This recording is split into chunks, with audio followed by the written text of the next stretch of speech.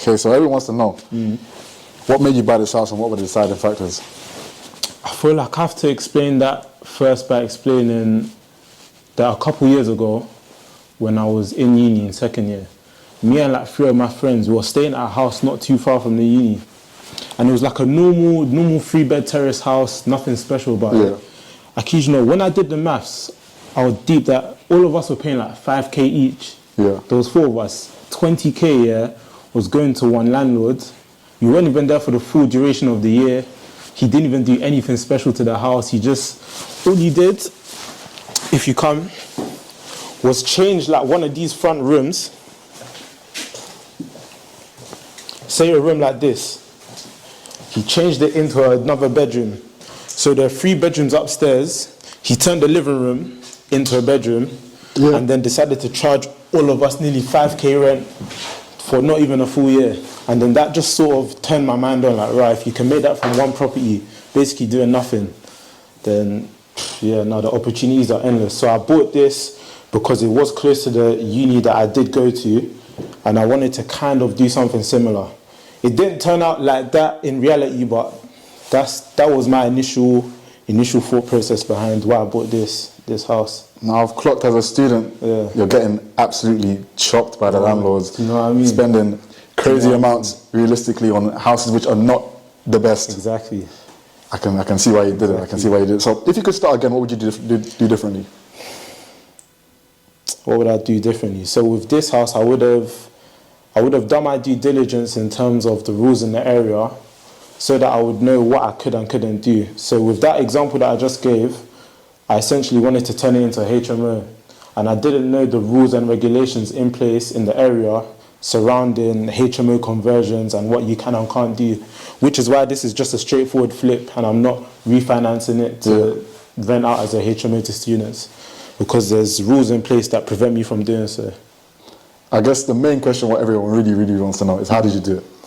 Well, how did I get into property? At such a young age, how did you do it? Now, it's mad, you know, stems back like 3-4 years.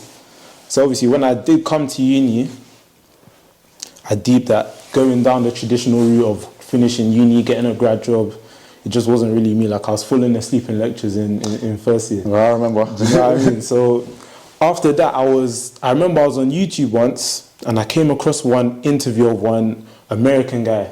He was talking about how he sort of like became, not financially free, but he became clear of doing something. So I watched it and he was talking about real estate, this, blah, blah, blah. So then I was searching like UK property videos, and then I was watching them. But I deep that obviously property is like a mad industry. Like, it has high barriers to entry in terms of capital. So there was a strategy that I looked at called rent to rent. And back then, this was just before COVID hit. Like, a few people were doing rent to rent. It wasn't as prominent as it is now, but a few people were doing it. I started looking into it. COVID hit. Rent to rent, basically, like, it was still there, but it wasn't as booming as it was. It suffered, I remember, because not many people were going into Airbnbs and renting such. Exactly. So that happened. And then I was sort of like, right, like, if I can't do this strategy to get into property, what else can I kind of do? So I got into other things. Obviously, when COVID hit, everything shut down.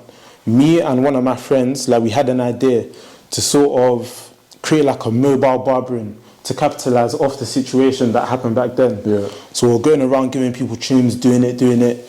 But it wasn't sustainable in the long run, because obviously barbershops and that were going to open again. So I took myself away from that. I used what I did earn to get into crypto, because I knew a few guys that were in crypto. One of my close friends, he was always telling me, like, Reese, please jump onto crypto, this and that, blah, blah, blah, you won't regret. And I wasn't really doing anything much then with the money that I did earn. So I was like, you know what, worst case is I'll lose a bit of money, like, it's not the end of the world. So I did it now, jumped in, followed some of his trades. I don't know if you remember when like Bitcoin and that became the mad hype, all mainstream media was talking about it. Luckily, I got in before then.